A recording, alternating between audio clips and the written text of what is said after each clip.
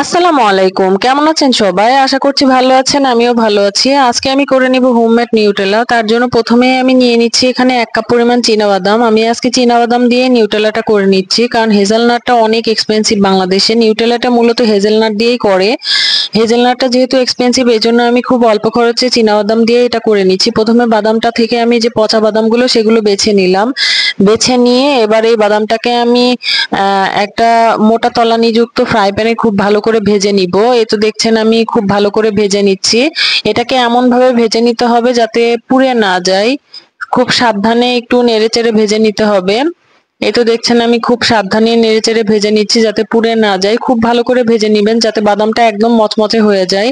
এই তো আমার বাদামটা ভেজে নেওয়া হয়ে গিয়েছে। এবার এটাকে একটা প্লেটে আমি রেখে দিলাম। রেখে দিয়ে এই বাদামটাকে খুব ভালো করে আমি ছিলে নিব হাত দিয়ে ডলে। তার জন্য বাদামটাকে প্রথমে খুব ভালো করে ঠান্ডা করে নিবেন। বাদামটা যদি ঠান্ডা না হয় তাহলে এটাকে ছিলতে গেলে কিন্তু হাত পুড়ে যাবে। বাদামটা অনেকক্ষণ পর্যন্ত গরম থাকে। এই তো আমি বাদামটাকে খুব ভালো করে ছিলে নিয়েছি। আর দুই একটা ওরকমই রয়েছে, এতে কোনো সমস্যা নেই, এটা এমনি ব্লেন্ড হয়ে যাবে। সো আমি বাদামটাকে এখন একটা ব্লেন্ডারের জারে নিয়ে নিচ্ছি। ব্লেন্ডারের জারে নিয়ে নিয়ে খুব ভালো করে ব্লেন্ড করে নিব। এই তো দেখছেন ব্লেন্ডারের ঢাকনাটা লাগিয়ে দিচ্ছি। ঢাকনাটা লাগিয়ে দেওয়া হয়ে গেলে এটা ব্লেন্ডারের মেশিনে বসিয়ে দিলাম। দিয়ে এটাকে খুব ভালো করে ব্লেন্ড করে নিচ্ছি। আর এটাকে অনেকক্ষণ ধরে ব্লেন্ড করতে হবে, যতক্ষণ না এটা একদম লিকুইড ফর্মে চলে আসে।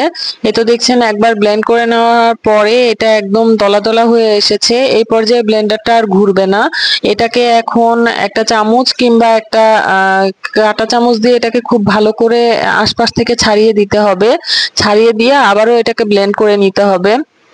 এই তো দেখছেন আমি চারপাশ থেকে এটা ছাড়িয়ে দিয়েছি। ছাড়িয়ে দিয়ে আবারও এটা ব্লেন্ড করে নিচ্ছি। আর এই পর্যায়ে লিকুইড হতে শুরু করেছে। এই তো দেখছেন এটা দলা দলা হয়ে গিয়েছে, লিকুইড হচ্ছে। সো আবারও এই পর্যায়ে একটু নেড়েচেড়ে দিয়ে আবারও ব্লেন্ড করে নিব। এই তো দেখছেন নেড়ে দিয়েছি, দিয়ে আবারও ব্লেন্ডারের ঢাকনাটা লাগিয়ে আবারও ব্লেন্ড করে নিচ্ছি। এভাবে কন্টিনিউয়াসলি প্রায় 10 থেকে 15 মিনিট ব্লেন্ড করতে হবে। এবার দেখছেন আরেকটু লিকুইডই হয়ে গিয়েছে। এই পর্যায়ে এর মধ্যে আমি দিয়ে দিব কোকো পাউডার। এখানে আমি ক্যাডবেরি কোকো পাউডারটা ইউজ করেছি। আপনারা চেষ্টা করবেন খুব ভালো ব্র্যান্ডের একটা কোকো পাউডার ইউজ করার জন্য। এখানে আমি 3 টেবিল চামচ পরিমাণ কোকো পাউডার দিয়ে দিলাম। 1 কাপ পরিমাণ বাদামের জন্য 3 টেবিল চামচ কোকো পাউডারই এনাফ। কোকো পাউডারটা দিয়ে আবারও খুব ভালো করে ব্লেন্ড করে নিচ্ছি। ব্লেন্ড করে নেওয়া হয়ে গেলে এবার এই পর্যায়ে এর মধ্যে দিয়ে দিব আমি সয়াবিন তেল। সয়াবিন তেল দিয়ে দিব 2 টেবিল চামচ পরিমাণ। এই পর্যায়ে আপনারা বাটারও ইউজ করতে পারেন, বাট বাটার ইউজ করলে ফ্রিজে যখন নিউটেলাটা রাখবেন তখন অনেক জমে যায়। এই কারণে তেলটা ইউজ করাই বেটার। সো তেলটা দেওয়ার কারণে এটা টেস্টেও কোনো ডিফারেন্স হবে না, টেস্ট একই রকম হবে। তেলটা দিয়ে আবারও ব্লেন্ড করে নিচ্ছি। দেখছেন এই পর্যায়ে একদমই লিকুইড হয়ে গিয়েছে। এবার আবারও ব্লেন্ডারের লিডটা লাগিয়ে আবারও খুব ভালো করে ব্লেন্ড করে নিব।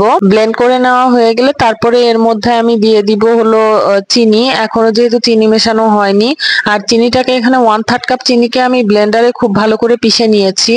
ব্লেন্ডারে ব্লেন্ড করে নিয়ে সেই চিনিটাকে এর মধ্যে ব্যবহার করছি। আস্ত চিনি ব্যবহার করবেন না, তাহলে একটা দানা দানা থেকে যায়।